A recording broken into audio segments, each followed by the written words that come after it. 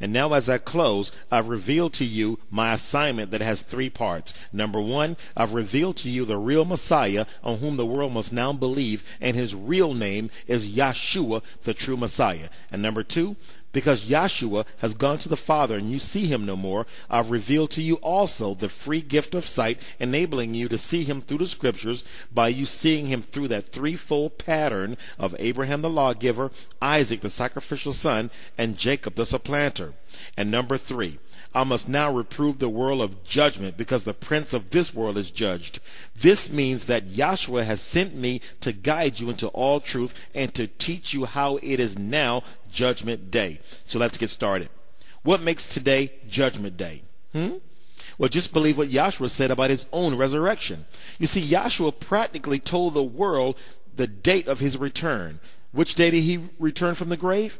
Early on the third day, while it was still dark. You see, Yahshua was revealing a secret timeline. It's a mystery that needs to be solved. This means that Yahshua spent 2 days in the tomb and he rose early on the third day. Now, those 2 days in the tomb represented something higher. It's a mystery that needs to be solved. So to solve this mystery, let's go to 2 Peter chapter 3, verse 8. 2 Peter 3:8 tells us, "Be not ignorant of this one thing.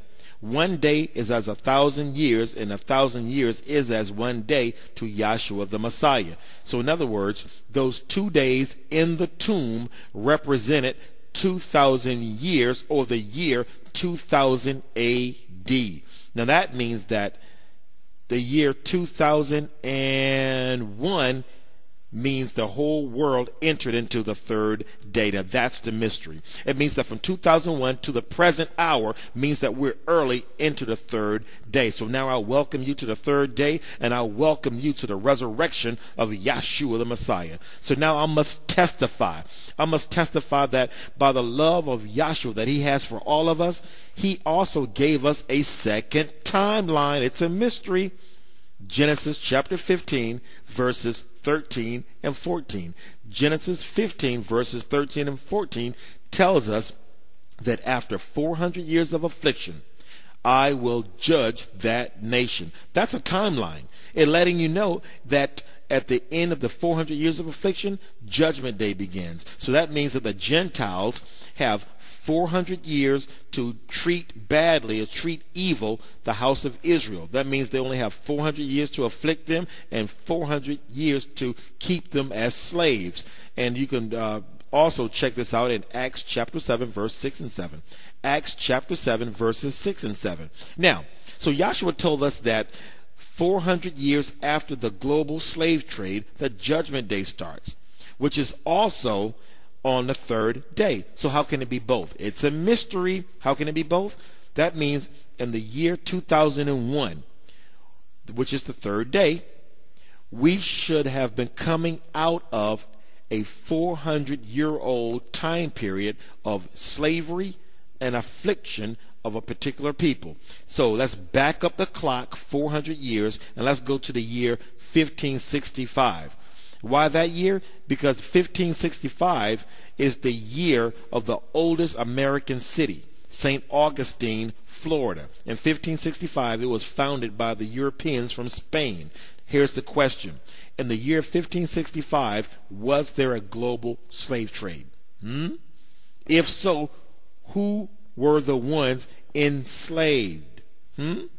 These are the ones who didn't come over here to be immigrants. They weren't searching freedom. They weren't trying to find a better life. These are the ones that came here specifically to be slaves. 400 years from 1565 brings us into the 1900s. We're right on time. Now, that's how you know it's now Judgment Day. By those two witnesses, by those two timelines according to Scripture. You see, we're now in the third day. We're in the day of the resurrection, and we've also reached the end of our 400 years of affliction, which means Yahshua should be now on the rise. You see, Yahshua's role is no longer the sacrificial son. But he's been there, done that. That's over. His role now is the supplanter. If you recall, 2 Kings 17th chapter, the real Israel were supplanted by another people that entered the land of Israel. Now, at the end of the world, in this third 400-year period, the real Messiah, Yahshua the Messiah, must now restore Israel to their proper position of being Yahweh's messengers to the whole world, as it's written, in thy seed shall all families, all nations, and tongues be blessed. That goes without bigotry, without racism, without anti-Semitism, without hatred, and without respect of persons, but that end-time message comes from the children of slaves. Now, because we're in the third day, and because we're on the resurrection day, I bear witness that on April the 8th, 2006, at about 3:30 in the morning, I seen the Lamb for myself standing in my room. A physical visitation from the Lamb. Why? How is it that I've seen the Lamb personally? A physical visitation. Because again, it's the third day. It's his resurrection day. And that means he must show himself to the real Israel. So, on the third day, in the resurrection day, what happens? What's the mission? We go to John chapter 5, verses 28 and 29. John chapter 5, verses 28 and 29 says, marvel not at this, for the hour is coming, in the which that all that are in the graves shall hear his voice.